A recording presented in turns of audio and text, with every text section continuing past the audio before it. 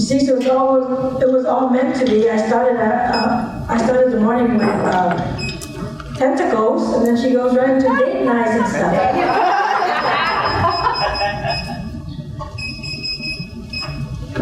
So how was that?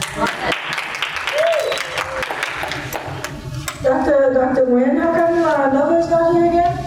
So Lover is in the process of getting younger. He's rejuvenating himself in Vegas. Oh, in Vegas. He sends his love, but he had it prearranged, and I failed to tell him he needed to be with me here today. Okay, well, you don't need him.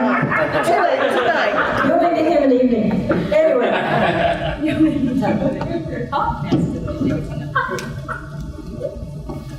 I do have power. Oh.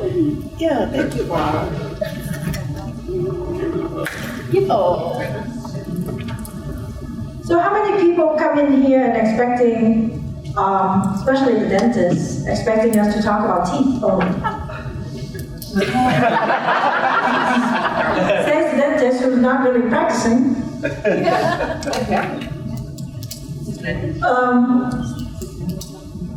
Dr. Shah, Yes, ma'am. your wish is coming true. Yes.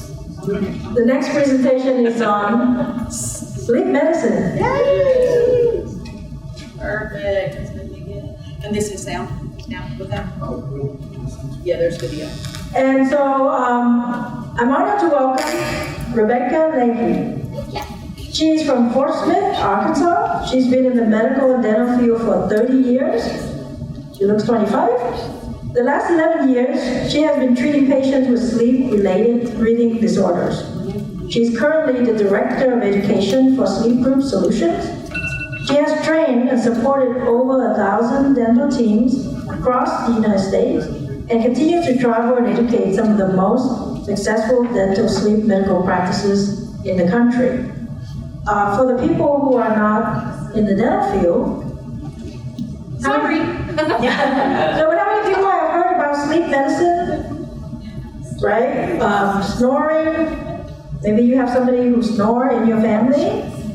Because let me tell you, there are certain people that, for us, the dental professionals, we look at them and we know that they carry some risk factors. But a lot of time, you cannot tell. My first time attending a sleep medicine seminar, there were maybe 25 people in the room, and they let us take a little monitor home to sleep with it, so we can monitor our sleep, right? And on the second day, we brought it in so they can look at the results and advise us, you are at risk, et cetera, and the youngest person in the room was the one at risk. He was a young, healthy, I think 30 years old dentist. And it was funny because the day before, as we were leaving the room, I walk up and right in front of him were about 6 cans of soda. Right? And I was thinking, this guy's young and healthy, why is he drinking so much soda? But when the test, when they announced the test, because the speaker said, I look at all your results, everybody's boring, which means we didn't have anything going on. But this particular doctor, that's what his results show. So what I encourage you to do, even if you're not understanding it 100%, if you're not a dentist, right? You probably will be sitting here and thinking, I know somebody who probably carries that risk, and encourage them to go check with the dentist. Is that cool? Is that fair? Yes. Okay, so we're almost done setting up. Any feedback? Anything you want to ask Dr. Nguyen about her secret life? My secret life. I do have a question. Lover life. My lover. Yes, So, do you keep all those napkins over the years? I do. I love it. So, whenever you have an idea, you have to go find a napkin, or can you just find a white piece of paper and write it down? What's your? I'll take 4 now. How do you consistently I do like it? napkins. So you have to have a napkin. I like napkins. I mean, Okay. if there's paper, there's paper, but I prefer napkins. Got it. Do you have a dispenser next to your bed? I did. I told Rob that she needs to keep them because I think that they could be an excellent book. She could publish those napkins. And it is so true, guys. I have been working with Lifestyle Investment Group for the last 8 months, and it is true what she says. She grabs a napkin. It could be at a restaurant even. She'll grab a napkin. There could be a full stack of paper next to her, but she'll choose that napkin. And one day I said, you know what, that stuff really does come true. It can be just manifesting, speaking on a particular stage, or a relationship with someone. But the truth is that, you know, I told her that those napkin diaries, they're going to become a book one day, a bestseller. Have you ever heard of a thing called Post-it notes? I'm just wondering, you know that you have a tendency to jot it down, maybe carry some Post-it notes with you. Those are not fun. I just text to myself. I just pull out my phone and text to myself, and I'm just teasing you, by the way. But yeah, the key is this. The key is Sleep is a basic necessity. It works. Just you need to start the. okay. So the key is to keep your mind open, right? And when you have an idea, jot it down, record it. You don't have any paper, just record yourself. Because those ideas, a lot of times, turn into great ideas. Or maybe you kind of think about it and then you share with somebody, and that person, you know, all of a sudden see bigger things for you, bigger vision for you. My ideas tend to come when I'm in the shower. You could So I think I should take more showers. Take the extra line, look at that. Shower idea. Are we good? We should see a picture behind it.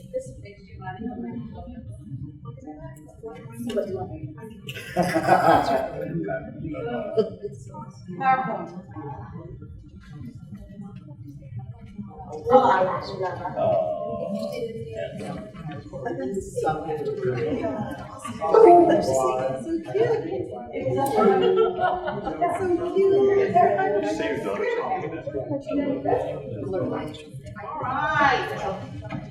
Technical. Fantastic. Well, you're gonna stay here for a while? It's okay. I do that. It works all the time. It just doesn't work here for some reason. You guys, thank you for being here. Who here is a dentist? Dentist. Super. Excellent. My name's Rebecca Leahy again. Oh, there it is.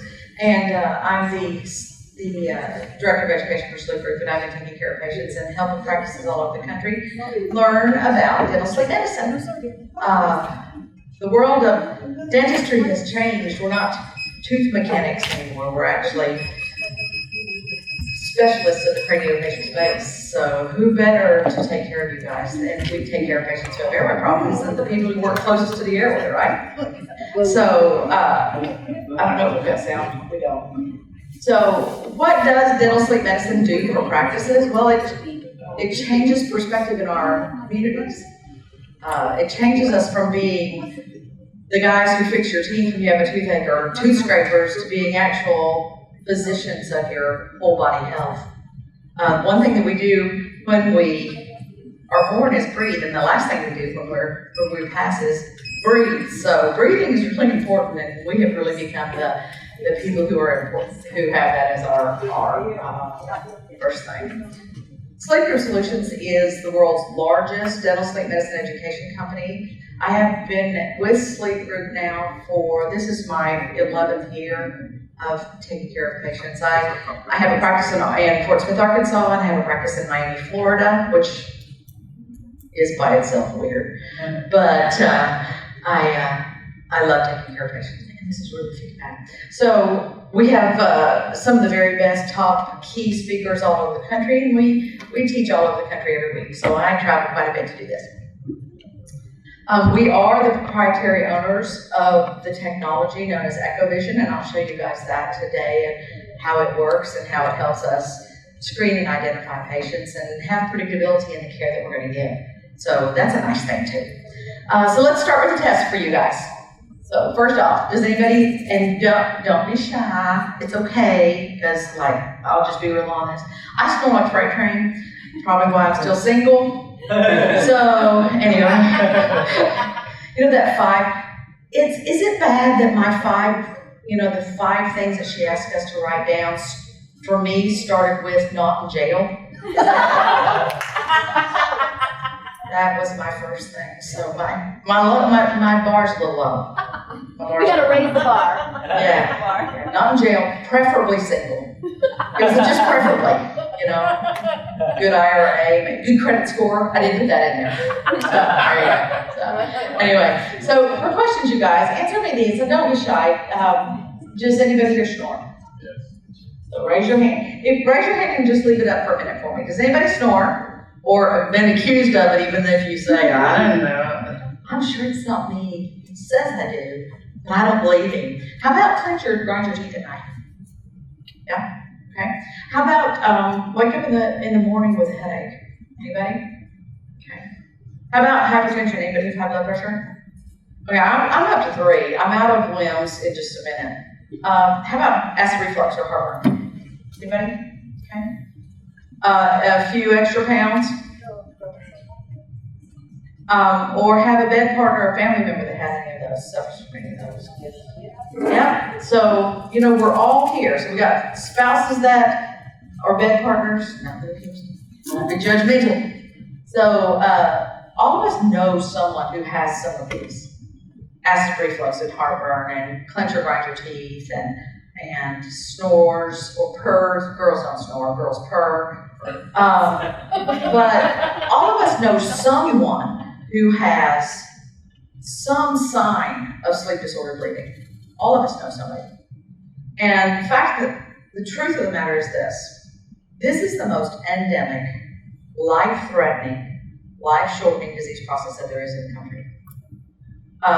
1/3 of the American population, 1/3 of us, have some form of sleep-related breathing disorders. Of the 87 million Americans who currently are snorers, who snore when they're sleeping, 40% of those right now, 40% of those have some form of sleep disordered breathing. And sadly enough, it's not being addressed by a lot of our medical community because A, there's not time.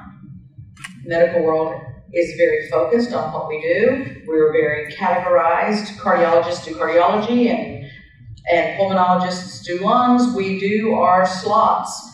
But sleep kind of falls in the cracks and gets missed a lot of times. And so much of what happens for patients who have these sleep disordered breathing problems is that they develop the problems that these doctors see. So really what has been given to us in the dental field is the charge to screen and identify these patients so that we can reduce their risk of heart attack and stroke, so we can reduce their risk of diabetes. We can interrupt the cycle that causes so many of the health conditions in the United States today. So now it's kind of our job.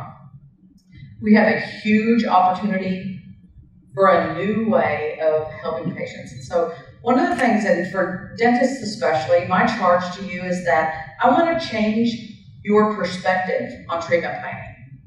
I want for us to have a new philosophy in that we begin to look at patients from their airway out instead of from their teeth back. Patients come to us all the time looking for care, looking for rehabilitation, have a broken tooth, have a toothache, need their teeth cleaned. We have that, so we stop here. But everything that's in our face is connected to that airway. And the airway creates the structure for children. Our airway is what creates our structure of our facial space. So if they're connected, so to treat one and not the other, or treat one and not recognize the other, is a real failure on our part. So the medical world and the dental world have combined forces to really give us that job now, okay? So, number one, the patient's already in your chair. It's not like you're not already doing this. You're already doing it. You just don't know you're doing it. Number two, the care of this is medical. It's not dental. Let's be real honest. Dental insurance is not insurance. Dental is a $1,500 coupon that you get to spend every year. Medical insurance is medical insurance. And for us to be able to use medical insurance to help these patients get the care that they need is critical. Everything that we're gonna talk about today, this morning, is medical, it's not dental. Everything gets billed to a patient's medical insurance. That changes the ballgame for everyone, okay? So revenue-wise, there is nothing that you can add to your practice, not implants, not restorations, not Invisalign, nothing that you add to your practice has a higher return on investment than adding airway care, period. I currently work as a consultant with the largest dental sleep medicine practice in the country here in Dallas. Well, over there in Dallas, spit here in Dallas. But, you know, that's a $6 million+ sleep only practice. It's profitable. So you have a huge opportunity if you just flip the way that you begin to treatment plan with your patients, okay? So the American, got a little carried away. In 2015, the American Academy of Sleep Medicine, the physicians who actually treat patients, who's a physician here? Anybody, MDs? Oh good, we just talked about it, sweet. The medical doctors who treat patients for sleep apnea actually changed their practice parameters. And their practice parameters really looped in us in the dental field. So they made some really specific requirements and requests to us. Number one, it says, you guys better start prescribing oral appliances. It's not just about CPAP anymore. We have a huge problem with CPAP in the United States right now. Two main CPAP companies, ResMed, Respironics. All the Respironics CPAPs have been recalled. So we're cut for CPAPs in half already, okay? So we recommend that sleep physicians prescribe oral appliances rather than no therapy for patients who snore, who have primary snoring. Snoring matters. Snoring is linked to increased incidence of AFib. Snoring causes AFib. What does AFib cause? Stroke. Okay? Snoring, stroke. That's even before the choking and the suffocating of sleep apnea. Okay? Snoring matters, and we need to control snoring. Okay? So they need to be prescribing oral appliances. When an oral appliance is prescribed by a sleep physician for an adult, only a qualified dentist should make it, and it should be customized for the patient. And it should be able to be adjusted to suit the patient's need. Because patients change. This is a progressive disease. This isn't a stable disease. You are born with the airway tube that you have, and it's either collapsible or not. And if you're healthy, it's not. It's like a garden hose. Doesn't matter if the water's on, it still looks like a garden hose. If you have an airway issue, if you're born with this collapsible, compliant airway, you will grow as you grow into being an adult with some of these massive health conditions, okay? So they want us to be involved. We recommend sleep physicians order the prescription of oral appliance rather than no treatment for the patients with sleep apnea who are intolerant of a CPAP or, magic word, prefer an alternate. It used to be when you had a sleep study done, you went to the sleep lab and you got a shiny new CPAP every time. That rule's gone. Oral appliance therapy should be offered at the same time. Patients should have the choice of their therapy. They shouldn't be forced into taking one therapy, okay? And they suggest that qualified dentists provide oversight, so we need a protocol. It's not a one and done. It's something we need to have ongoing care for these patients, so we need a protocol of care. And I'm going to show you part of that today, okay? So what are we already screening for? We're already screening for oral cancer. Dentists, how many cases of oral cancer have you found so far? You're a baby dentist, so it's not very many. 14 years, so maybe I love you Asian people, but I'm sorry, I can't remember. maybe one. I know you're only 27, so it's probably what, 6? No, I got 2 in 30 years. 2 and 30 years, okay. But you still screen every patient for it. Yes. Those are 2 Why? that I actually diagnosed and have seen. And they actually had oral cancer. So why do you screen all of your patients? Because we want to do comprehensive care, we want to make sure that we take care of. And oral cancer can kill you. It's a life-threatening condition. So that's what good comprehensive care is, right? Since dentists were given the charge of screening every patient for oral cancer, the rate of oral cancers in the United States has plummeted because we intervene in advance, so we're on top of that. So who do we need to give the airway screening to? You. Because if we begin early intervention in airway care, we can stop the life-threatening parts of the end process of sleep apnea as well. So now they've given that to us as well. So we screen for TMD. Now it has been given us the charge to screen every patient for sleep-related breathing disorders. And when I say sleep-related breathing disorders, which is a mouthful, that's everything from snoring and upper airway resistance through obstructive sleep apnea. So because it's a progressive disease, the baby steps up to the big stuff, okay? The American Dental Association has doubled down with us as well to now say, and they've given us some really good role. We're encouraged to screen every patient, just like we do oral cancer. So now in hygiene, we need to do periodontal screening, we need to do our oral head and neck screening, we need to do our oral cancer screening, and we need to do an airway screening. That's how we do dentistry now. It's part of our charge. And airway screening you're already doing. Can you see their uvula or can't you? When they open their mouth, if you can't see the little dangly thing, they can't breathe. It's that simple. So it's a pass-fail. I can see your airway or I can't. In children, we need to screen children for the signs and symptoms of deficient growth and development. A collapsible airway, a child who snores and cannot, if a child has trouble breathing through their nose, they only have one other hole to breathe through. And as soon as they drop their mouth open to breathe, their facial structure begins to alter. Okay? Our tongue is supposed to live in the roof of our mouth in the letter N position. That's where it's supposed to live. And if it's not there, the outside muscles of the face, when the face becomes narrower, the roof of your mouth climbs high into your nasal space and makes it harder for you to breathe through your nose. So we need to see those signs and symptoms in children so that we can intervene. And if we can catch a child before they turn 10 or 11 years old, before they have an adult cranium, we can actually keep children from becoming an adult with sleep apnea by intervening in that airway space and making sure that they have efficient nasal breathing, okay? That's our zone. Oral appliance therapy is appropriate treatment for mild and moderate sleep apnea and for severe sleep apnea when a patient can't tolerate CPAP. You don't want a CPAP, you can't handle it, you don't have to have it. Oral appliance therapy is appropriate therapy.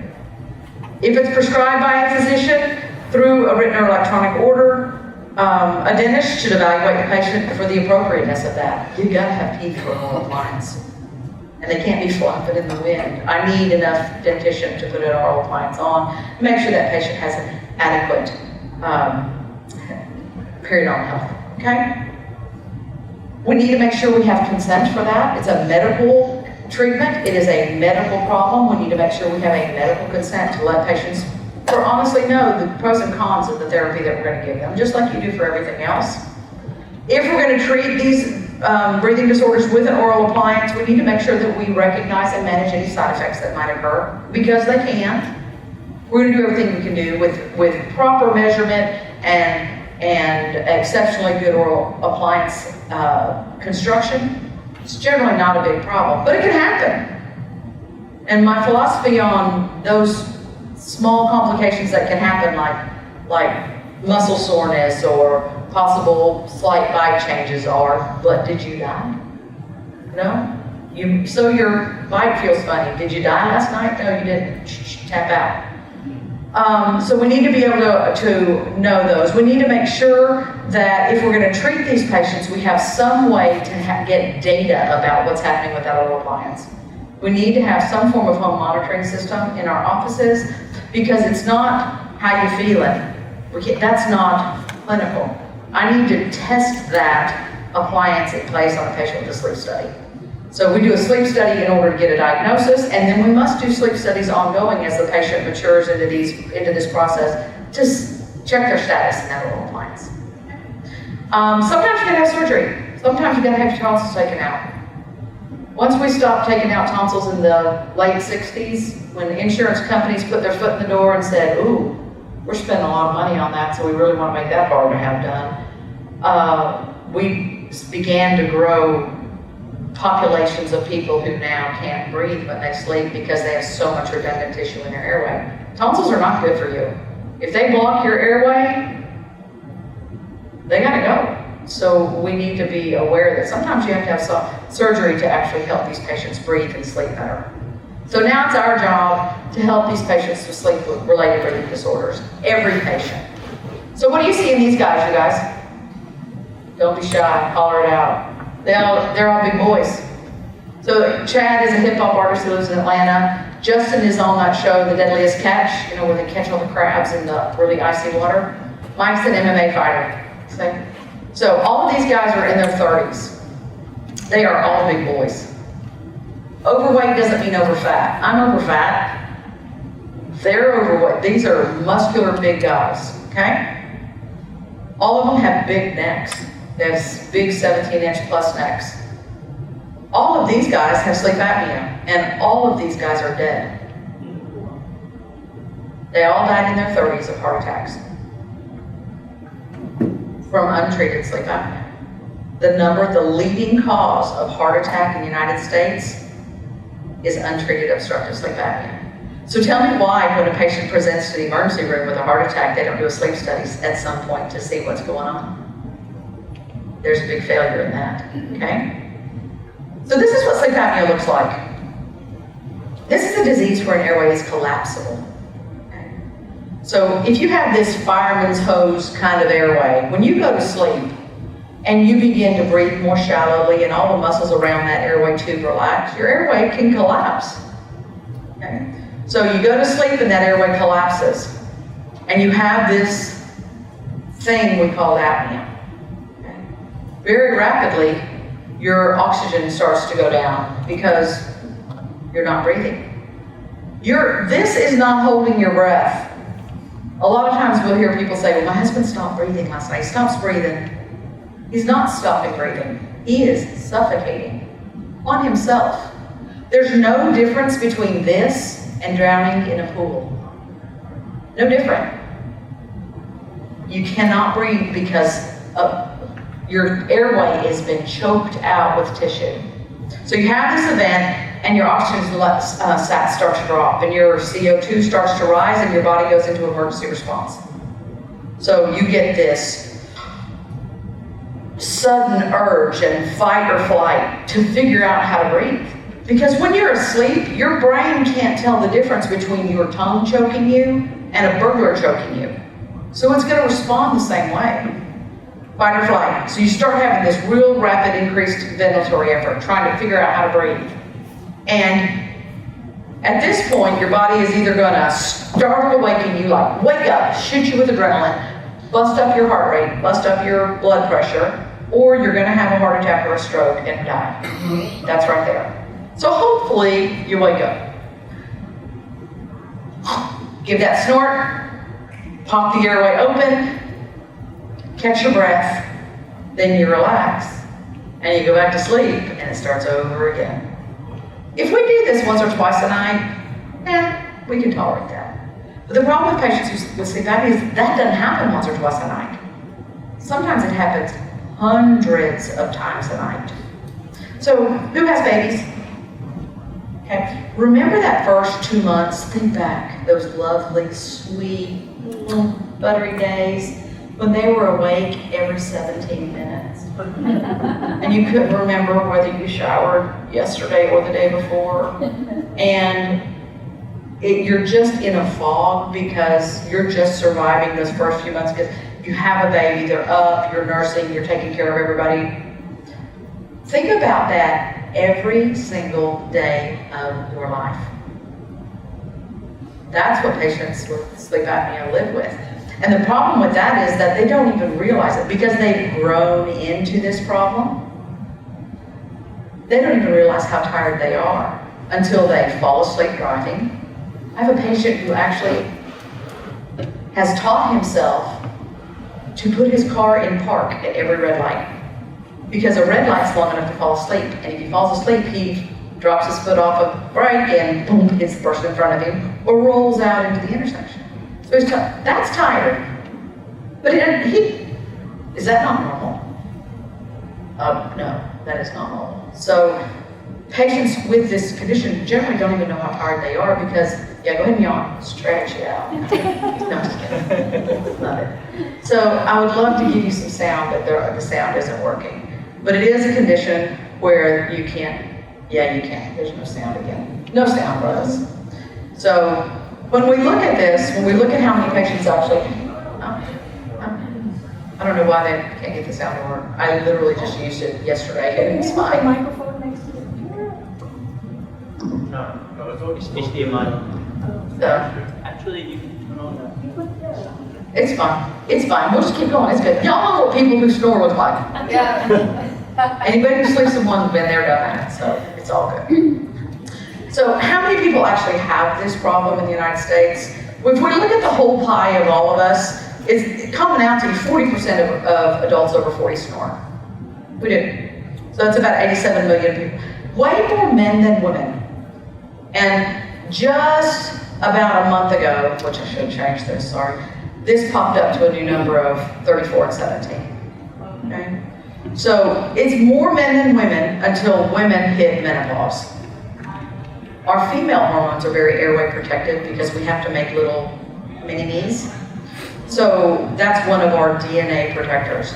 So while we are in our childbearing years, estrogen, progesterone tend to help our airway. But as soon as you hit my age, then your airway protection is gone and your airway is no longer secure and you become much more like men. So until the age of 50-ish, many, many more men than women. It has to do with body habitus, it has to do with neck size and weight on the chest. But you don't discount women either. Of those patients who have sleep apnea, only 1 in 10 of them have actually been lucky enough for a physician to say anything to them about it. So that's not very many. And of the 1 in 10, only a fourth of them are being treated. The research shows that compliance on CPAP is only about 26%. It's only about 1 in every 4 people who have a CPAP will actually wear it. So what are we supposed to do with all of these people? That's in our charge now. So now we have a big mountain to climb and a lot of patients to take care of every day. So only 2 out of 3 out of every 100 people are adequately treated for obstructive sleep apnea. It is the lack of diagnosis for something as deadly as sleep apnea is unprecedented. So we need to get busy. And so it's time for us. They've tried to make CPAPs work. And CPAPs work great. Almost 100% of the time, if you put it on your face. If it's under the bed with a Roomba, it doesn't do us any good. So they've tried different masks and different setups to try people to get it going. This one, this is a good one. I like it. So when we look at it, if we're looking at why there's a good market for oral appliances, there you go. That is actually a mask. This is a mask that they actually created to combat claustrophobia.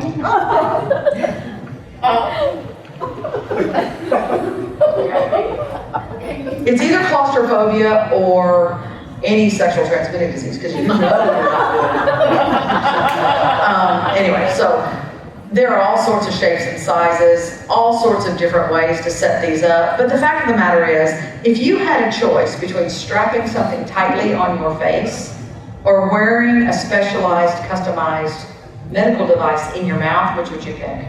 I've never had a patient, ever in all my years, and I've done thousands and thousands of cases, never had a patient go, oh, I want a CPAP.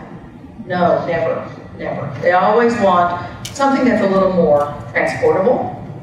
Put it in your bag and take it with you. Something that doesn't make noise so it doesn't bother your bed partner. Something that's not strapped tightly on your face so you get the lines. And you dentists can know, you know good and well, 8 o'clock in the morning, you're gonna see some patient come in your door with the stripes. Those patients need to be congratulated because they actually wore their CPAP, okay? If you wear CPAP and you wear it all night, every night, you are my hero. Because it's hard. It is hard to do. It takes grit to wear a CPAP every night, all night. But if you don't, then I need to help you because you're not dying on my watch. We gotta do something different for those patients, okay? So to be successful in this, there's just a few things that you need. Hey, you already got your dental practice, so you got patients sitting in your chair, but you need to know what sleep apnea is and the different kinds of appliances that we use for treatment. You gotta have a protocol. You can't wing this. This is not something you can dabble in. This is something you need to do with purpose, okay? You need some instrumentation to help you assist you in measuring. Who of my dentists, who does endo? Anybody do endo? Great. Do you use an apex locator for your endo? Why?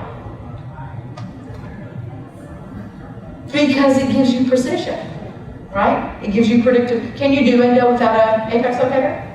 Yeah. Of course. Do you want it? No, of course not. So technology matters in today's medical field. Technology for airway is the same. The technology that we have is basically an apex locator for your airway. It lets me measure what's going on inside that airway so that I can see what effect I'm having on the airway, okay? And then your whole team needs to be aware. It's not something that you can do by yourself. This is very team-driven. It's very kind of ortho-esque in that I need your intellectual time and I need your team to work it for you. It's not hard. This is one of the only times in the dental field that your intellectual time is billable. You do not have to have your fingers in someone's mouth to make money. That's a big deal. Okay? So that's what we need to be successful.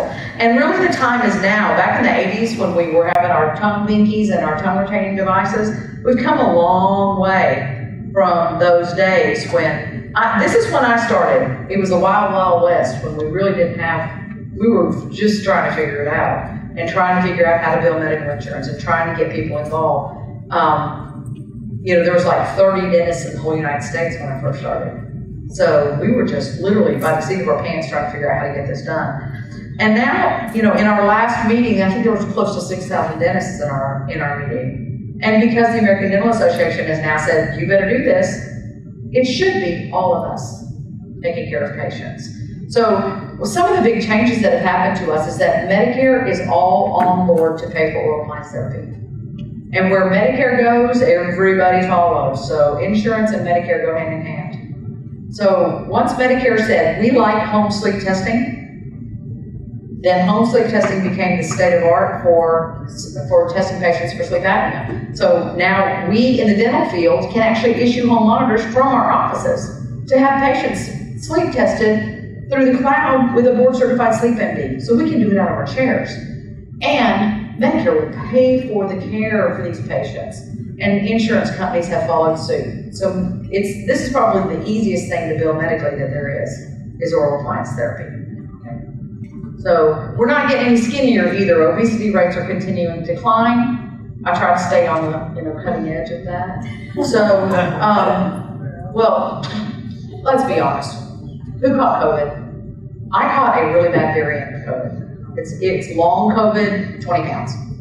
So COVID 20 pounds is not everybody got COVID 20 pounds, but I did.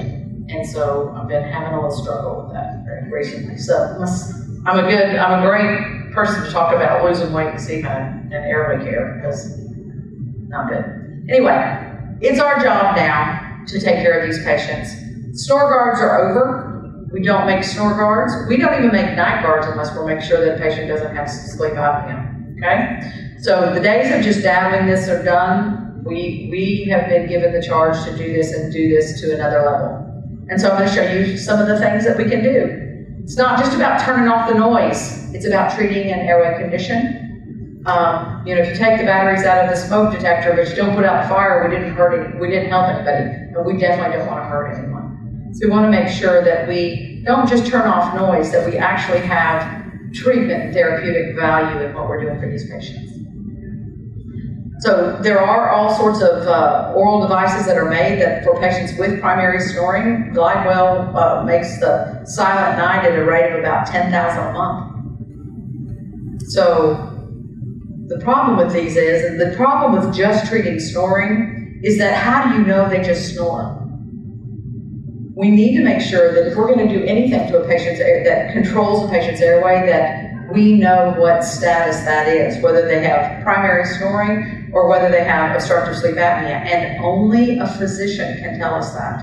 It is out of our scope of care. Even though it's in your mouth, it is not in our scope of care. So we have to work in community with sleep physicians to help us get the proper diagnosis for these patients before we put anything for snoring or sleep apnea in their mouth, okay? So we have to make sure that we know.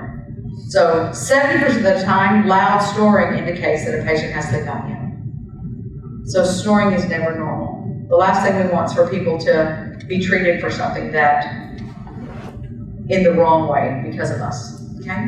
So when we look at sleep apnea, the main symptoms and signs of sleep apnea are pretty easy. We see them every single day. If you'll start to pay better attention to your medication lists for your patients, you're going to be pretty surprised at the patients that you missed, okay?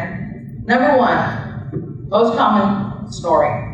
Not everybody who has sleep apnea snores. As a matter of fact, the sicker you are, the less you snore. Apnea itself is a closed airway. A closed airway doesn't move air, you don't snore. So the sicker you are, the less you snore. So snoring is the number one symptom, but not everybody has that symptom. Not everybody snores all that much. Number two, excessive tiredness, because you never, ever get a full night's sleep. You have interrupted sleep all the time. And number three is hypertension. How many patients did you see last week who have blood pressure meds? Everyone. A lot of patients. Hypertension is directly linked to choking and suffocating at night. And I'll show you the data on that. Other things and other symptoms that we see, acid reflux, heartburn, the destroyer of all things enamel, the opener of every great closed margin. So acid reflux, morning headaches, type 2 diabetes. How many patients did you see last week who were on metformin? 20% of them. And if they have, so about 20% of our patients come in on metformin who have type 2 diabetes. If you add hypertension to their list, that number jumps to 95% of patients have OSA. And OSA is the cause of both of them. So why don't they treat the OSA? They treat the two diseases. I'm happy to medicate you, the whole pill for every ill thing. But we don't treat what caused it because in part, sick patients are profitable. I don't want to fix everything, right? So diabetes, sexual dysfunction, boys and girls, okay? Social problems, I am not real pleasant when I'm really tired. Alzheimer's, dementia, some memory problems, dental symptoms, abfraction, tori, bruxism, all signs and symptoms. Nocturia, who has to get up and go to the bathroom more than once? That's not normal. Who's had a child who has trouble with bedwetting? That's not normal, okay? So all these are signs and symptoms. We'll kind of look at them quickly. Snoring is a symptom because it is the alarm that tells you that airway is collapsing.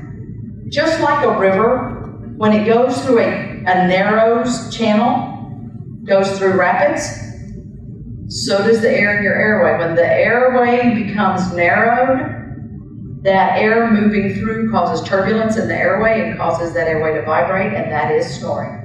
It just says this airway has collapsed, okay? It's not ever normal. So the one question that can save patients' lives is the question, has anybody told you snore when you sleep? That changed my life forever because a dentist saved my son.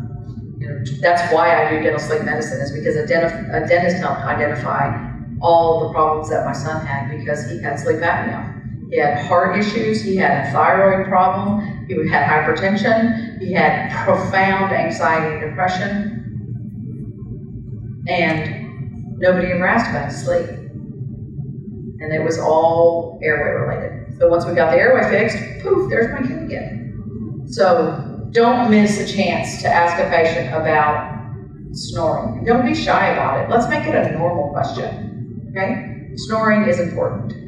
If you'd like me to when I'm done, I'll give you my whole PowerPoint. You can have everything I've got, okay? Excessive tiredness, you wake up enough times, you're tired. Disrupted sleep, there's a reason that a third of our life is spent asleep, because we need it.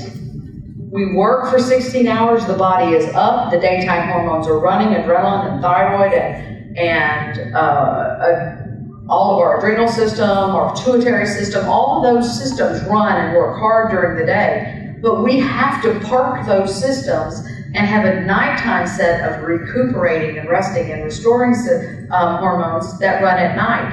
If we never let those run because we interrupt them all night long, we can never heal and nurture our bodies. We can never be at our best.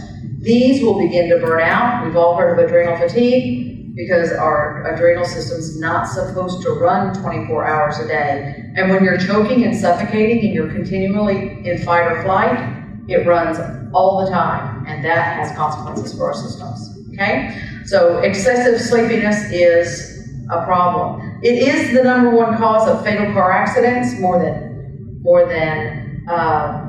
drunk driving, more than distracted driving. It is the most deadly cause of car accidents. So we want to make sure that we pay attention to those patients who have commercial driver's licenses in our practices. They're 12 times more likely to be involved in a fatal car accident if they are driving sleepy. Because you just crash because you're unconscious. At least when you're drunk, you're trying not to get caught by the popo. When you're asleep, right? So hypertension is #3, and hypertension comes for 2 reasons. #1, patients who have sleep apnea tend to habitually breathe through their mouth. You breathe most of the night with your mouth open. And our nose is built for breathing. Our mouth is not built for breathing. Our mouth is made for eating. Our nose has special turbinates, special structures within our sinuses that are created to gather oxygen as it comes by, turn it into nitric oxide, and nitric oxide controls our blood pressure. Your blood pressure is controlled with adequate nitric oxide, and you have to get that from breathing through your nose. So if you don't breathe through your nose, you're nitric oxide deficient. That's the vasodilator. #2 is if you are continually in fight or flight all night long, you have higher levels of adrenaline, and every time you choke, your adrenal system taises your heart, it pops your heart rate up, and it pops your blood pressure up.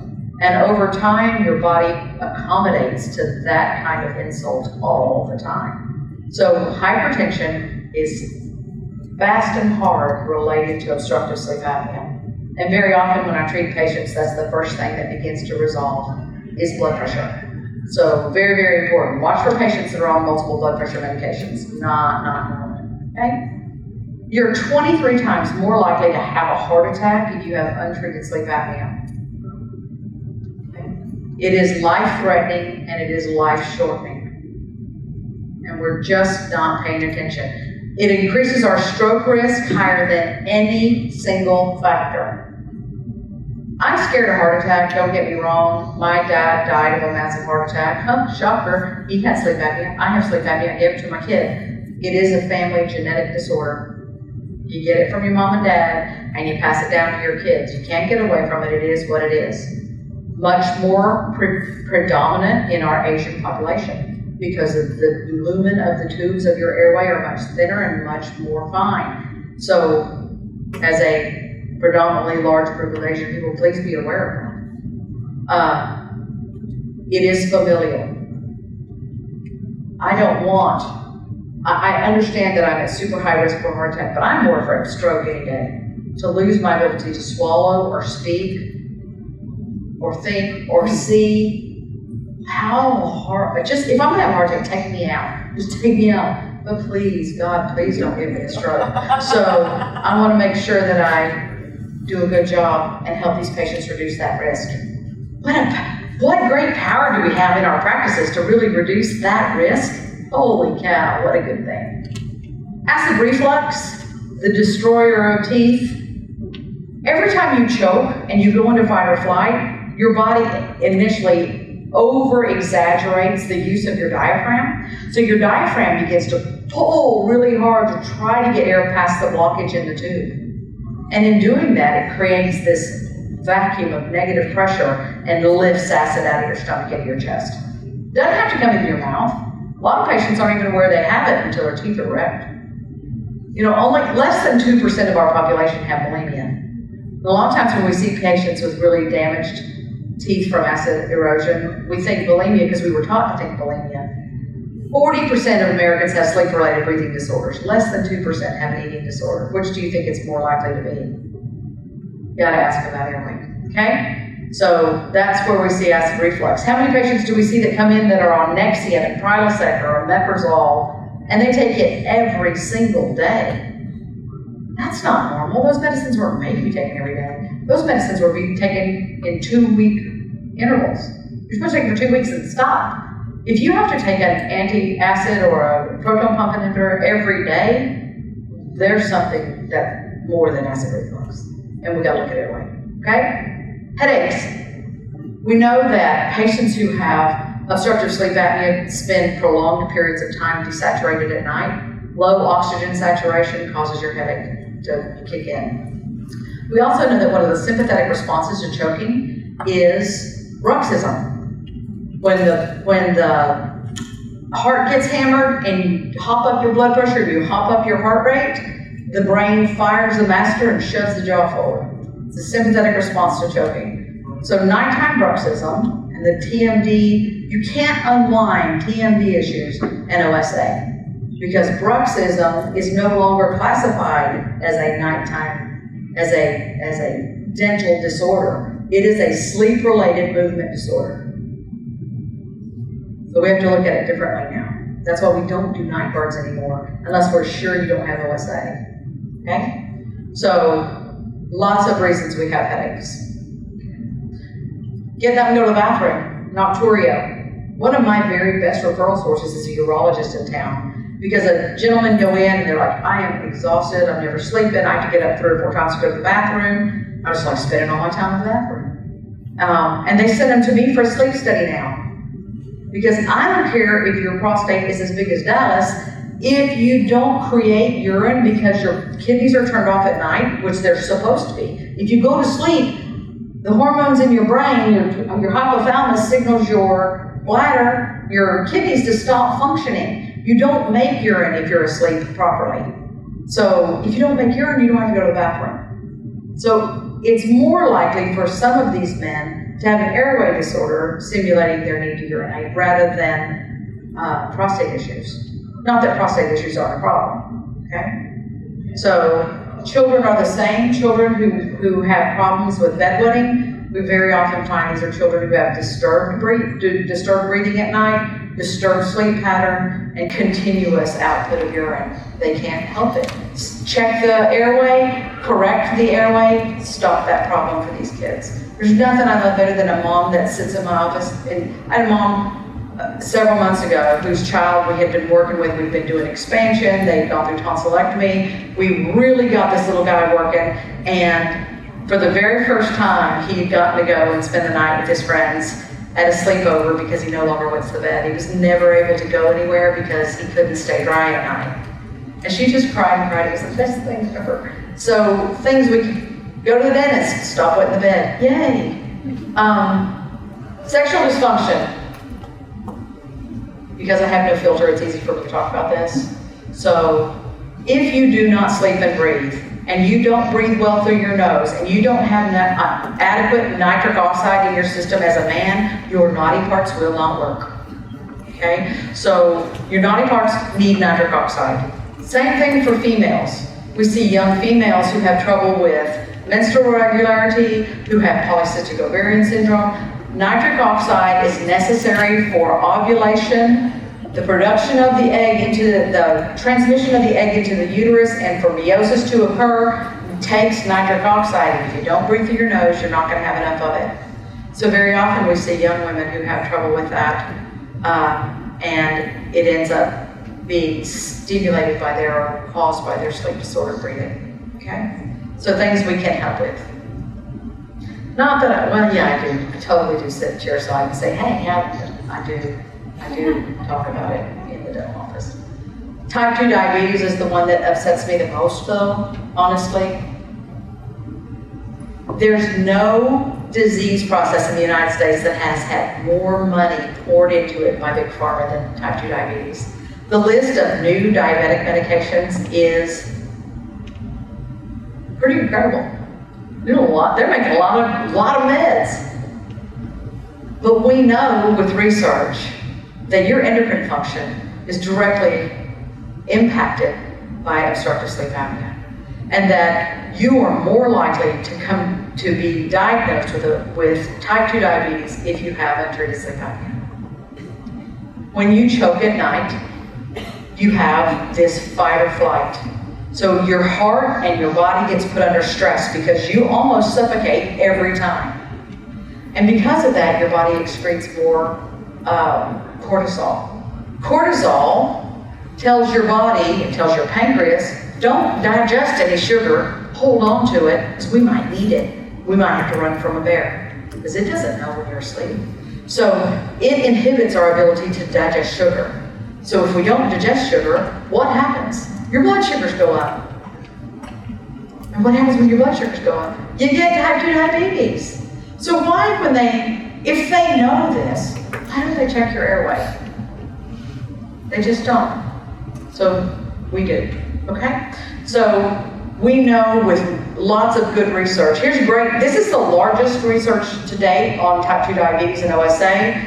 And it's a Canadian study, 8,500 found that among the patients with OSA, the initial severity of the disease predicted the subsequent risk for incident diabetes.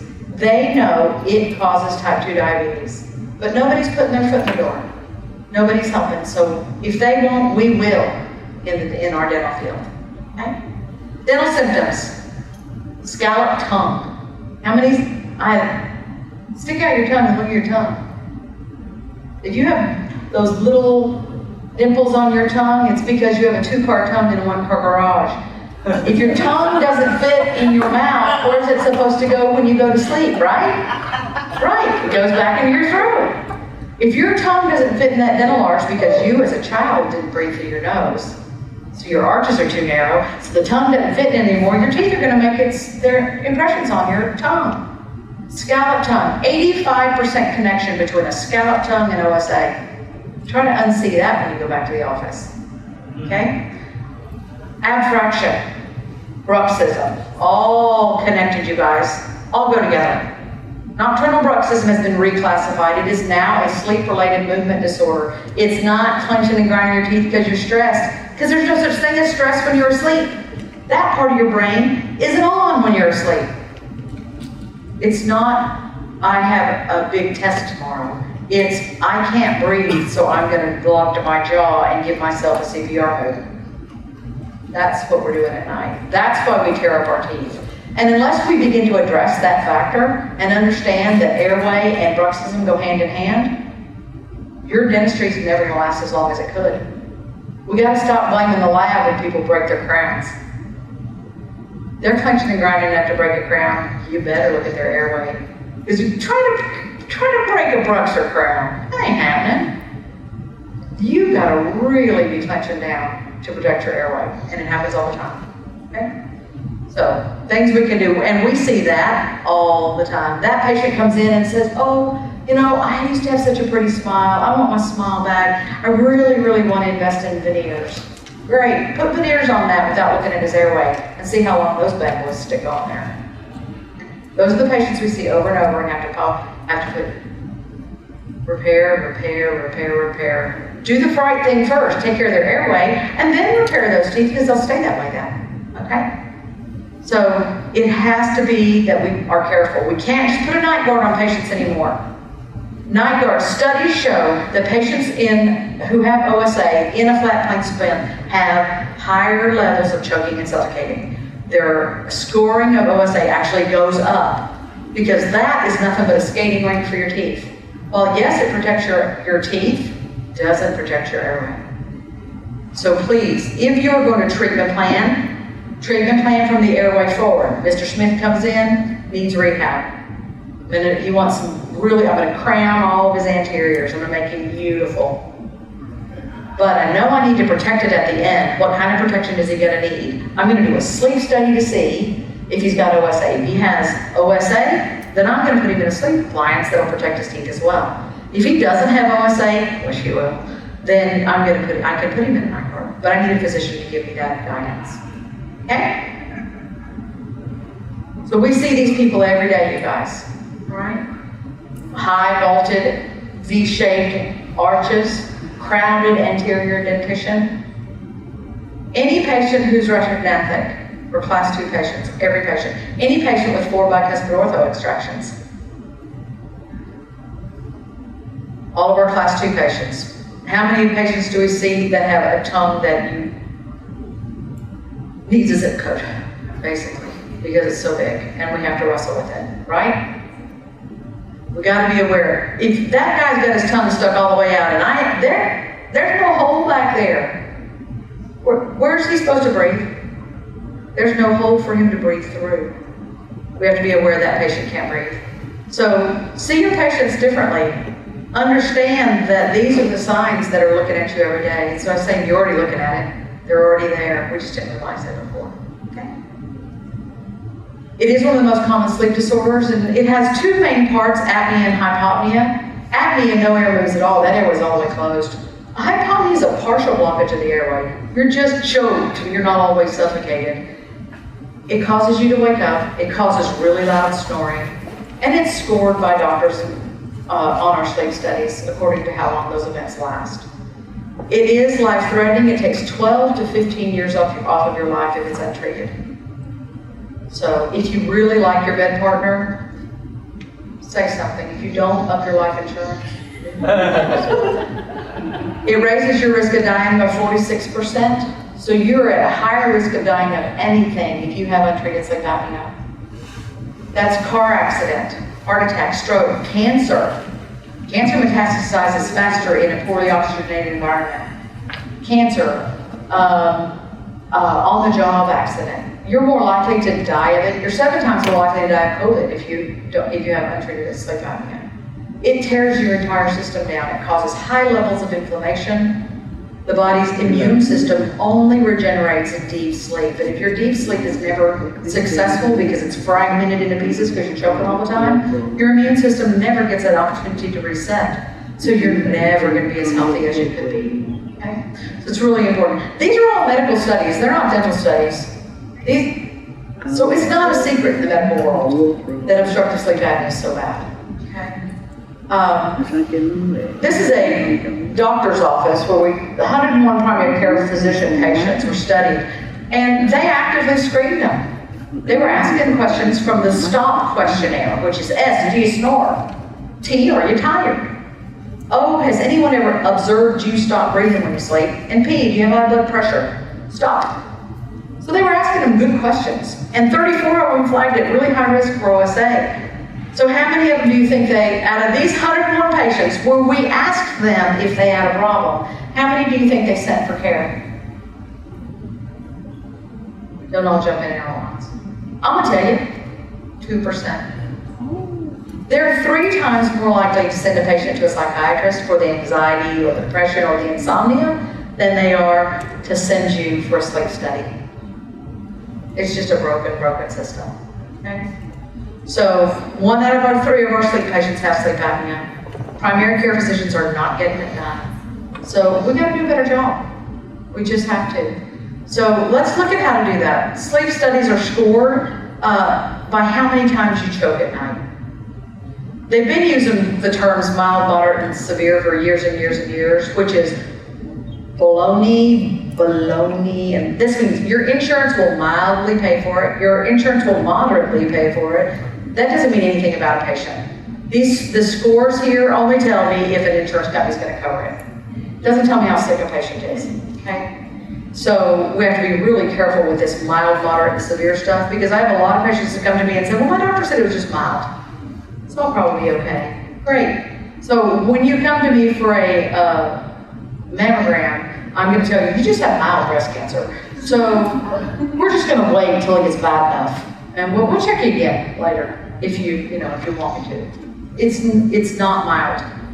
This doesn't tell me anything but a number of events. It doesn't tell me how long the event was. It doesn't tell me how low your oxygen fell. This is garbage, garbage, garbage. So be real careful with this in your patients. You are positive or you're negative. You're pregnant or you're not. So you got to keep that in tone with our patients. You have sleep apnea or you don't, and we need to treat it if we have it. So this is where protocol kicks in. And protocol really does matter, you guys. We need to be able to see and screen and help these patients as we go. And the Sleep Room Solutions protocol has been developed with me for years now. We've been really working on this protocol to perfect it, to make it so it flows through your dental practice. So number one, you gotta screen your patients. You gotta ask them the questions. They're not gonna fall out of the ceiling on your head. We have to get our hygienists involved in that discussion as well, and not being afraid to talk to these patients about it. So screen every patient. We'll give you all the screening information you could ask for. Any screeners, we have a full system of everything you could ever think of to help make this easy in your practice. You don't have to reinvent the wheel.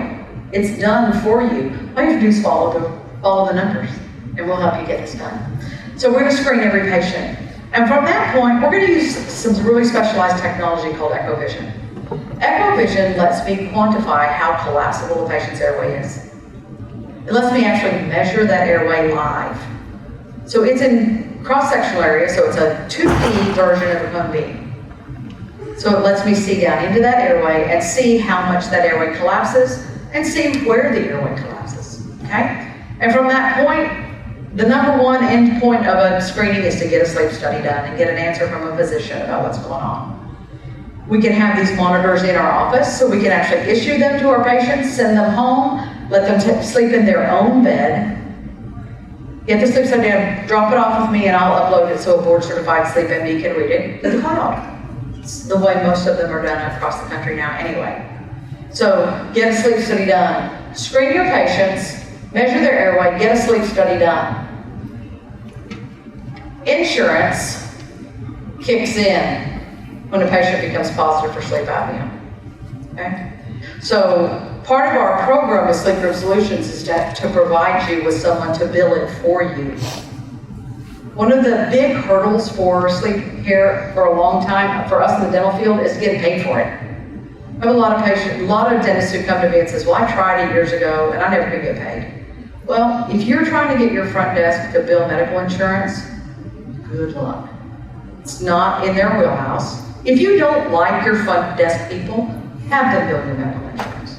If you do want to keep them, let somebody else bill it for you. Don't make your front desk bill medical. You can't. It's way less expensive to pay somebody to bill it than it is to have your front desk do it, okay? So we provide you with that person. We have a team of billers that are going to bill. They're going to do the verifications. They're going to do the pre-authorizations. They're going to do the follow-ups. All you have to do is cash a check. It's my favorite thing. That sound, my favorite sound. So we're going to do that. So once we get a sleep study done for our patient, we're going to verify benefits. We're going to get you the information that you need so that you can do the financial end of it. Patient will know how much they owe. You'll know how much you're going to get. And from that point, we're going to come back to our technology again. And with our technology, we actually use a system called EchoVision and Airway Metrics to actually try in oral appliances before we even create it. So we can actually predictably know the therapeutic position for an oral appliance without guessing. Until we had EchoVision, everybody just guessed a position and crossed your fingers. And then you would do all of your titrations after it was in the patient's mouth. Oh, that sucks. Nobody wants to do that. Now I do all of those try-ins and all of that adjustment before I even make the appliance. So when I make an appliance, that patient goes home in the appliance that works for them. And I don't need to see them repetitive times. The more times you see a patient in follow-up, adjusting and trying to guess where to go, the less that patient's going to figure out 2 or 3 visits that you don't know what you're doing. Because you're guessing. There's no guesswork. We know where we're going and what we're doing with EchoVision. Okay? So I'll show you how that works. So we'll see our patient and then we do a delivery. Everything we do past a positive sleep study in this process is a billable therapeutic process. If you breathe in my office, I'm billing for the time. There's nothing free in medicine. So let's look at it this way. I'm a patient, I broke a tooth. I'm gonna come in, you're gonna do a crown. So what are you gonna charge me for? Okay, you're gonna charge me for an office visit, PA, build up crown prep. Then I'm gonna come back in 2 weeks and you're gonna seat that crown. What you gonna charge me for? Nothing. And then a couple of days later, when it feels funny, I'm gonna come in and you're gonna adjust the bite. What are you gonna charge me for? Nothing. Why are you charging nothing for your time? That does not happen in medicine, period. If you breathe, I bill. So once I insert that order, this visit here is an office visit. And it's billed by the amount of time that you're there, face to face with patients. So that may be a $300 to $400 office visit. Plus, I'm gonna use my technology, which is medical technology. So I'm gonna bill for the office visit, I'm gonna bill for the technology, I'm gonna bill for scanning your mouth, I'm gonna bill for an x-ray, cone beam, Panorex, I don't care what you use, it doesn't matter, I need one. So I'm gonna bill for that to their medical insurance. When I insert that oral appliance, I'm not gonna insert it in the parking lot. You gotta come in, so that's an office visit. And I'm gonna bill for the oral appliance, and I'm gonna check it with my periodometer to make sure the lab made it right. I'm gonna bill for that too. And then I'll see you back in about a month, just to do an assessment of where you're at. And again, I'm not doing it in the parking lot, so that's an office visit. And if I use my technology, I'll do that again. And on, and on, and on, so forth, and so on, et cetera, et cetera. That's how medicine works. We're not gonna do that. The dental plan on this so we can actually make some profit, okay? So that's the basic outline of the protocol. Screening is our number one thing. You gotta screen our patients. If you don't screen them, you won't find them. He who screens the most patients wins, okay? So the more you screen, the more you can find, the more you find, the more you can test. So we have screening tools available. Currently, we've also added a gorgeous, easy electronic medical record to our system. So literally it's just touch screen, touch, touch, touch, click, click, click, and you don't have to have paper or anything. It's no more paper charts, all of it's an electronic medical record, and it's included in our system as well. Okay. So we have all of those available. Our job is to spread sleep health awareness. This isn't just about selling plastic to patients. I'm not just trying to sell oral appliances. It's not Zoom. It's not. This is really about helping save patients' lives. Sometimes I don't help patients. There are some patients that the EchoVision will show me are not candidates for oral appliances. I can't fix their airway by repositioning them. I'm gonna help them get to the next step or whatever care they do need. I'm not trying to sell you plastic. I just don't want you to die on my watch, okay? So I don't want this to be about just the plastic, okay? So screening we're doing, again, if I can see your uvula, whoo, I mean, drop a crown on that, nothing but net, that's a great airway. But what do you think about this guy or this guy? I want McDonald's M's. If I got McDonald's M's, you pass your airway screening. If I can't see your airway, you fail. And if you fail, you need to come back and let me measure your airway with some technology. So that's where our tech comes in, okay? So we'll give you all the tools that you need for screening, and how we'll teach your team and let them be a real big part of the screening process, okay? Scalloped tongue, battered uvula, enlarged tonsils,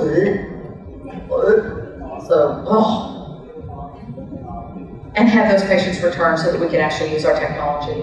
It's only about a 30-minute appointment, but really it's very little dentist time. It's really assistant time, where we use our technology, get a sleep study set up. You guys just give me the nod, tell me that I did a good job, and then you go back and do what you want to do, okay?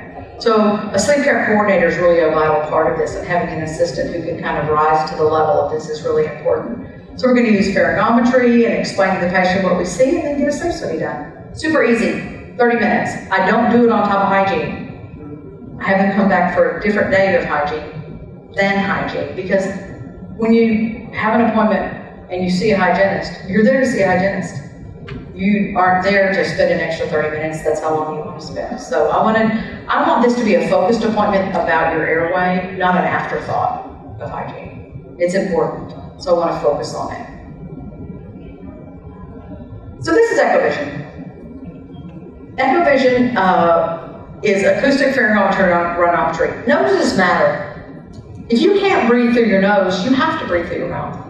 So we need to have a way to measure nasal space to make sure a patient, especially children, have adequate nasal space. So if you can't breathe through your nose, we can at least get a good referral and working in concert with ENT to help you get to where you can breathe through your nose, because your blood pressure depends on it. Your sexual health depends on it. Your oral health depends on you not breathing through your mouth. Your immune system depends on it. So we want to make sure that we help patients get to that point. And then we're going to use pharyngometry. So rhinometry is your nose, pharyngometry is for your lower airway. And it lets us actually see the airway live, what happens in the airway as we move that airway around. Okay, I'll plug it in and I'll let you see it really quick so that you can kind of see how it works. But it gives us more information about what's wrong with the airway, how collapsible is it, whether the nose is blocked. But it also lets the patient see what's broken and see whether or not we can get that corrected for them. It gives us a great prognosticator as far as how good or whether the patient is an appropriate candidate for the therapy. Until this point, do any of you do oral appliances yet? You do? So, do you use a pharyngometer? I used to. Used to. Why aren't you? It's a good question. Why aren't you now? Because I focus more on my pediatric medicine. Oh, the peds, yeah, so you're using one. Okay, super. So, yeah, pharyngometry is not for littles. But when we use our pharyngometer, when we're doing adult oral appliance therapy, until this point, until we had this technology, basically it was just a guess. You just guess the size and hope to get them where they're going. But if they weren't a candidate, you didn't find out they weren't a candidate until they had failed therapy. Well, it's their airway. Do I want to jack around with your airway for a few months? No. This lets me know in advance of making an oral appliance whether it's appropriate for a patient or not. So that gives me some predictability. Home sleep testing, we use the WatchPat. It's the leading sleep monitor in the country. It comes with our system. WatchPat is extraordinarily accurate. It is the one that Mayo Clinic prefers. It's the one that Scott and White uses. All of the the Mercy group uses this. It's a great system. But it allows a patient to go home. There's nothing on your head or neck or face. It's all on the hand, a finger, and there's one little dot that goes on the chest. So it's really easy for patients to use. There's very little error. Very, very accurate in its ability to diagnose OSA. So we use those on all of our patients.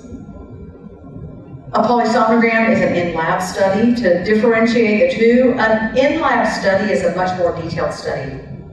But it's a very much less typical night's sleep because you're wired for lights and sound and you're sleeping in somebody else's bed.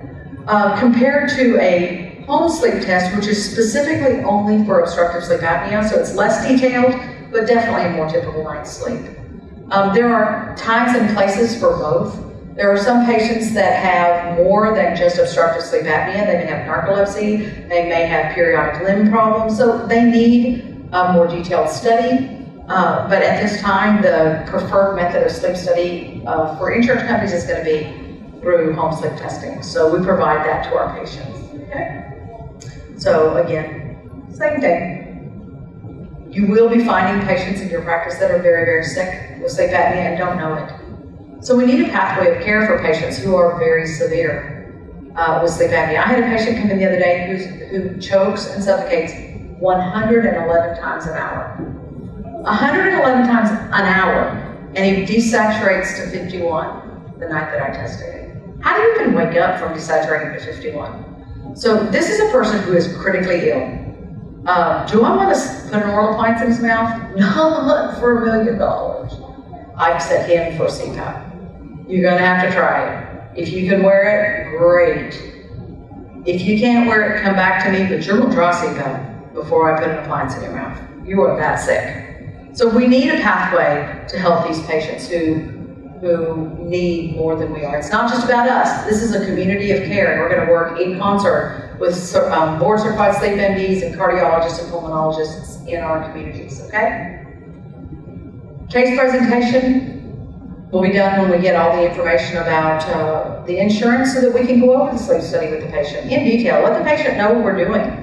One of the things that doesn't happen in the medical world is that they sit down with you and tell you what your sleep study says, show you what your sleep study says. They don't say that. So patients don't have an understanding of how important it is to treat this if nobody tells them it's important to treat this, but we need to do that. So in our case presentation, one of the things that I charge you with as dentists is to please sit down, knee with your patient, and really talk to your patient about what's going on during their sleep so that they're aware, so that they can make a really good choice about the kind of care that they need. So that's your job.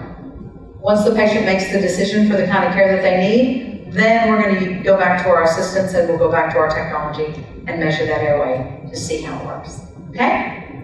Super easy. It's not any different to do a good treatment plan with sleep as it is to do any big case that you do. Okay? But we do use airway metrics jigs in concert with our EchoVision to actually try in and assess the different positions of the mandible, different verticals and different protrusives to find the airway's best stability. Oral appliance therapy is not supposed to make your airway bigger. Oral appliance therapy is supposed to keep your airway from collapsing. So unless we can figure out what size works for you so you don't collapse, that appliance can't work. And that's what this lets us do, to try in different positionings and put pressure on the airway with breathing to see how compliant that airway is or how stable it becomes with that position. And there we can choose the best vertical and the best protrusive for that appliance. Okay? So that's what it looks like. Patient puts the pharyngometer right on the front of it. They come in all different, so 4, 6, 8, 10, and 12 millimeters of vertical dimension, and then each notch is a different amount of protrusive. So you have little Legos of different sizes. I call it getting jiggy with it, but when you get jiggy with it, you try in all the positions. And because this only uses breathing and sound, there's no radiation. So we can just test and test and test before we make the appliance to make sure we put it in the right spot on day one. Okay? We don't have any wasted time after a patient is in care. Wasted time is wasted money. So then we can either take manual bites or we can take digital bites. I scan everything that I use, so all of mine goes through a digital scan. The most common way of taking a bite up until pharyngometry was a little bite gauge called the George gauge. We call it the guess gauge because basically it's just an average. It's just as though, and to look at it, it's just about like this. If the average shoe size is 8.5 for a woman and 10.5 for a man, how many fit in that category today here? Who's got 8.5? What ladies are 8.5? See, I would have not gotten one of you right. But if you come to my shoe store, I only have an 8.5 because I'm just going to use the average. So you're going to get an 8.5. And for you, who probably has a 6, you're going to flop around in it for a couple of weeks. And then you can come back and see me in a couple of weeks. And then I'm gonna try to find a different size. I'm gonna guess at another size. And my guess is always gonna be forward, so I'm gonna give you a 9. So I'm not even gonna get close to where you're at. But that's what we've been doing with oral appliances for patients, is just starting at an average and then trying to guess our way around. We don't do that anymore. Now we can see where we're going. We have headlights into the airway so that we can see, all right? Lots of research going into the effect of the vertical aspect of oral appliances. One of the things that causes the most side effects with oral appliances is the protrusive aspect of them. The more you trombone their jaw out, the more pressure you're putting on their anterior teeth, and the more you move them around. Wouldn't it be nicer just to open them up vertically if you didn't have to protrude them? If you could get a great vertical dimension and not have to protrude them out to plow a field, so that they don't have all those side effects and it's more comfortable, wouldn't that be a more effective oral appliance? Well, of course it would be. But without that, you can't find that. There's no way to find it unless you can measure it, okay? So lots of research going into the application of that. So let's look at a few appliances and then I'll plug in my pharyngometer. So oral appliances, there's about 100 different, I'm not sure which one, thought it was in here. There are hundreds of different appliances. There's only a few that are FDA approved. But basically, you'll get, when you begin this, you'll have 3 or 4 different appliances that you really like. The thing about it is, it's not about the appliance. Every single oral appliance, regardless of the size or shape or style or color, has nothing unless it's in the right position. It's not about the appliance, it's about the position that you put the appliance in. So it doesn't matter which one you choose. Choose one that is certified, make sure that you have an FDA-approved appliance. As you grow through this, I'm happy to help you guys learn more about oral appliances. I'll show you all the good ones. And nothing's magic. If you put it in the right spot, I can put shoe leather in your mouth in the right spot and it'll give you a very nice sleep. Okay? So it's not about the appliance. Okay? Insurance does pay for it. All you have to do is follow the rules. Number one, you must have a sleep study done and it has to be read by a board-certified sleep MD. So it has to be a real sleep study. You have to have a prescription from an MD to do an oral appliance. These oral appliances are medical devices, they're not night guards. So a physician has to tell you that you can make it, even though it's going in their mouth, which is kind of a stickler. Yep, so we can't make them without it. And we need to have each appliance prior authorized with their insurance. We've got to make sure, check with their insurance to make sure it's okay with them too. So there's some steps that we need to take. But yes, do they pay? And absolutely, and they do pay well. Your Medicare is going to be the most wide girth of how much they're going to pay, anywhere from $1,300 up to about $6,500, depending on what the patient has as a supplement to go with that. So medical insurance and Medicare both do pay, as long as you just follow the rules. If you'll use our technology and use the electronic medical record system, there's actually a pathway that protects you and does quality assurance to make sure that you have everything that you need to make sure you're successful with your cases. Okay? So we're going to sign you up with a billing company so that you have someone to do that for you. I don't want you to feel like you have to do that by yourself. We'll provide you with all those. We're going to do a home sleep test for our patients and we'll charge them out of pocket. We'll get everything to our billing company. They'll get to work for us, so they'll get the pre-authorization and the verifications done and get back to us and give us the numbers, and then we can go over it with our patient, collect our monies. And then everything past that is billable. Everything past a positive sleep study is going to get submitted to our billing company and collected on as we go along. Okay? So that's the steps that we just went through, and then you're going to wait for your payment. And you're going to wait for your payment. Because they do pay slower than they do in it's about 30 to 45 days for a medical payment when you're first getting started on this. So don't nut up if you don't get a check in 2 weeks, because you're not going to. It's going to be about 45 days for your first few checks. But we'll help you through all that. We have all of the information that you need once the patient comes through, step by step, how to submit the encounter forms, how to get everything done to make it as easy and seamless for your office. Okay? So everything else is just continue on, continue on. So it is everywhere. You see patients every day. Now that we know better, we need to do better. All of us at Sleep Group Solutions are here to help you. We do have a full seminar, a full implementation seminar next weekend here in Dallas. I'll be teaching for 2 days along with a friend of mine, Dr. Damian Blum from Maryland. I've taught with him for years. So it's a full comprehensive course coming up, so you're invited to come as my guest if you'd like to. That's me. I'll plug that in. Voila, 10 minutes, gotta go. Friday, Saturday. So I'd love for you guys. Come on if you want to come. Let me show you this technology though, okay? Oof, oof. I think my right foot fell asleep. Yep. Question, Yes, ma'am. so do you have the office sign up with Medicare? I do. I'm a Medicare durable medical equipment provider. And we actually do that credentialing for part of our services for you guys included in our system is credentialing. So we'll handle all the credentialing to make sure that you're signed up with the insurance. Is it location specific or? It is location specific. You have to sign up for each office.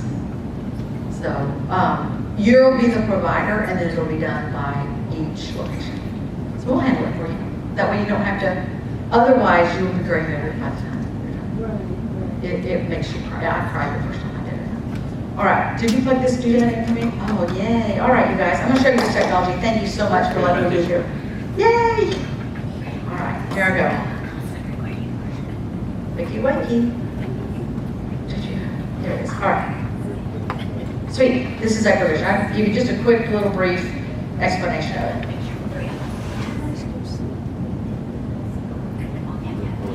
Sweet.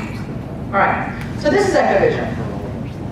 It's acoustic rhinometry and pharyngometry.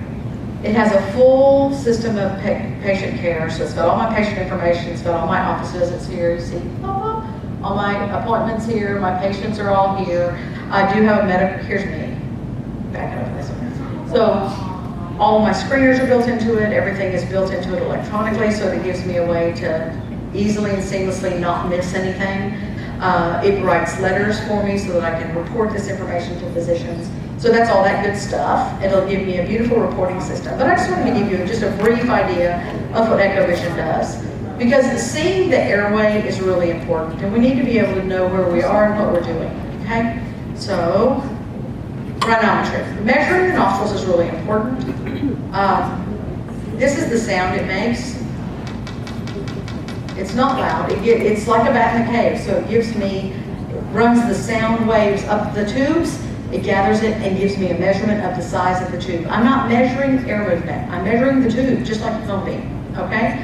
So, this is rhinometry,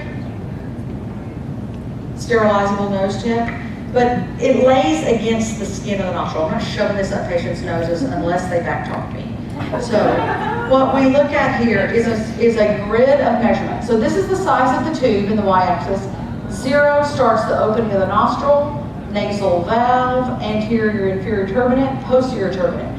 Standard, normal, average measurement is the y. These are standards, deviations in size, with the lowest limits of normal being that little notch right there. So we want the measurement size of the nostril to be at least above those notches, okay? Bigger is better, all right? So with this, you just ask the patient to pause their breathing. Hold your breath.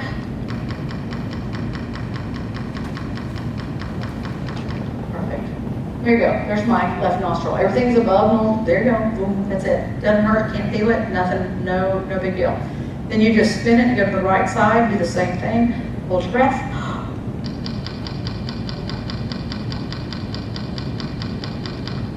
There you go. So I'm a little stuffy on the right side because I'm just in Houston and I'm allergic to Houston. So that's my right nostril, left nostril. Still, everything's above normal limits, so I get a check on that one. Rhinometry.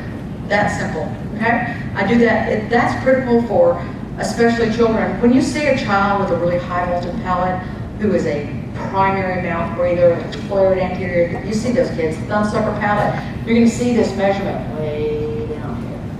And as you expand the palate and get their mouth closed, you're gonna see that creep back up into the normal, and you'll know you've been effective in your expansion, in your therapy, because you've measured it. How do we know when we expanded it if we actually did anything, right? So this gives us data. All right, so that is the lower airway. Let me show you the pharyngometry, okay? So pharyngometry measures from my incisors down the hatch. So it measures from, do you need me to take this off? It measures from my incisors through my oropharyngeal junction down my airway to just beyond the glottis, okay? Thank you guys for letting me show you all this. All right, so pharyngometry looks like this. It has a mouthpiece that kind of looks like a snorkel, but it has a tongue depressor, so the tongue lays up under that. And the patient just breathes through their mouth through the hole, okay? So it's simple, it's just breathing.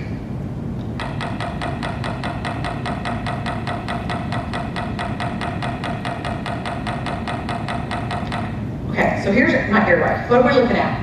0, again, the same screening measurement, okay? So here's the size of the airway. So 0 is at my incisors, hard palate. I have a really high voltage palate. Shocking. So high voltage palate, soft palate, oropharyngeal junction, down the airway to the glottis and beyond, okay? That's an average size airway. You know, my airway is 2.8 square centimeters on average. It's got a minimum of about 2. Great, that's normal. If you put me in a cone beam, that would be just a normal cone beam, fairly green, okay? But this is where you quantify how collapsible the patient's airway is. Sleep apnea occurs on exhale. So we simply have the patient do a complete exhale. Let me see if your airway follows the air out. Your airway is supported by air. When we go to sleep at night, when we take the air out of the tube, it's gonna collapse. A healthy airway doesn't collapse when you breathe out. An unhealthy airway does. So this is what happens. I'm just gonna blow it all the way out. When I'm at the end of my breath, I'll stop the test, okay?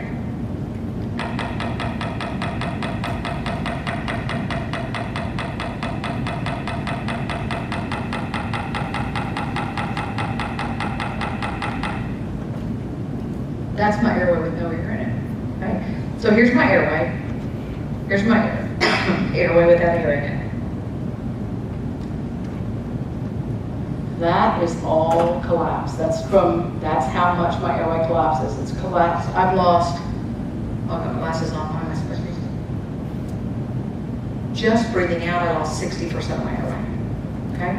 So this puts a patient, when that decreases more than about 20 to 25%, that puts a patient at high risk for OSA. This is a patient that needs to be referred for sleep study. It's that simple. And then use an airway metrics. Let me see if I got my airway, I think my airway metrics are in my other bag. One second, I'll grab them. Ah, sparkly shoes!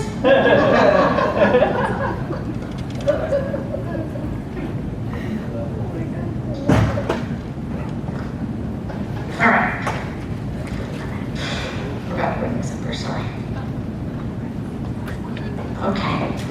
All right, so using airway metrics, and I talked about these. These are little oral appliance try-ins. They're little jigs of measurement that let me try in different positions to see if I can fix that collapse. Of course, I turned it upside down. All right, so they're little jigs. They go right into the teeth. There are different dimensions of vertical and different dimensions of protrusive depending on what notch you pick, okay? So I'm gonna start at smallest and try to go up to see if I can fix it. So this is 6. I'm not gonna do 6, I know I'm not 6. This is 8 millimeters, okay? So let's see what 8 millimeters does. This is 8 millimeter over. Vertical, end to end. Okay. No protrusion. I'm a real tight class 1, so this is just bringing me to edge, okay? Let's see how to fix it.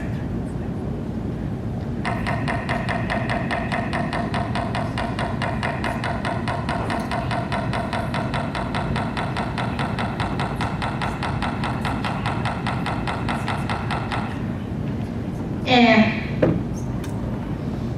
not much. So here's 8 millimeters. Here's my airway on collapse. Here's my airway with an 8. Oh, didn't do anything. So go big or go home. So let's try 10 millimeters of vertical. Now, before you freak out, 10 millimeters of vertical is only 3 millimeters in the back. 10 millimeters is not an uncommon measurement. 10. Very good.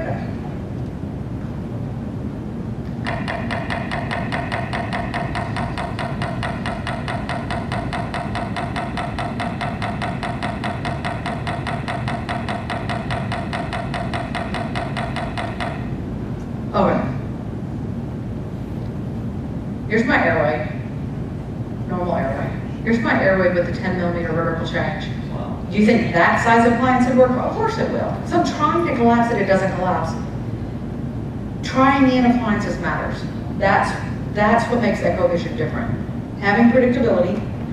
So on the flip side, I know, so my appliance is going to be a 10 millimeter vertical end to end, and I'm done. I'm going to repeat my sleep study, and my patient's going to be happy, because I don't have to see him 15 times.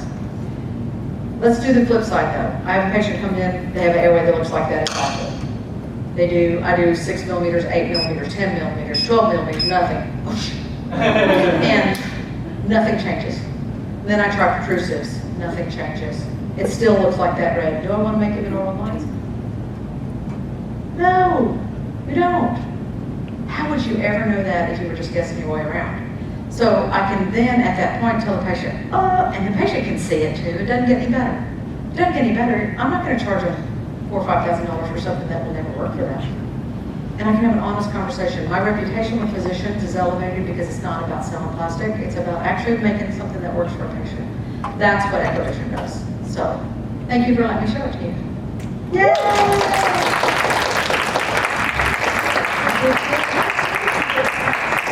Thank you guys. I appreciate it.